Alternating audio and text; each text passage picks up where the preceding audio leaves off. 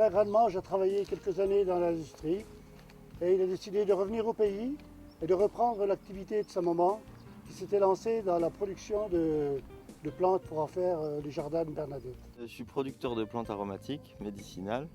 Donc je produis principalement des plantes à infusion, des plantes condimentaires. Et donc tout ça au haut du taux ici, dans les parcelles qu'on voit autour. Et puis à l'état sauvage aussi, je vais cueillir dans la nature. C'est Bernadette, ma mère, qui a fondé ces jardins en 1986 à peu près. Et donc du coup j'ai grandi là-dedans depuis tout petit.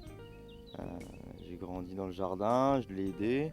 Et puis je suis parti faire quand même tout à fait autre chose. Et puis il y a 10 ans, je suis revenu ici pour reprendre la suite des jardins. Depuis, on a étendu un petit peu les surfaces de plantation.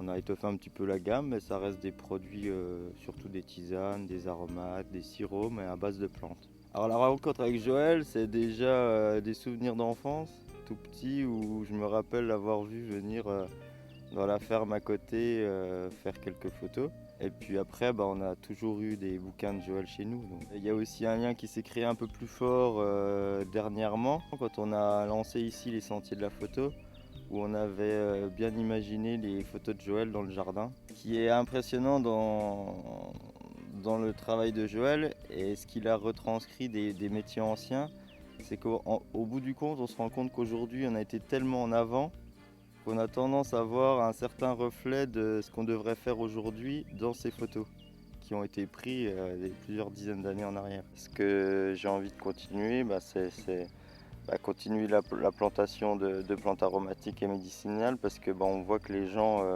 sont demandeurs. On revient aussi aux choses simples comme ça, de la simple tisane du soir et souvent les plaisirs les plus simples sont les meilleurs.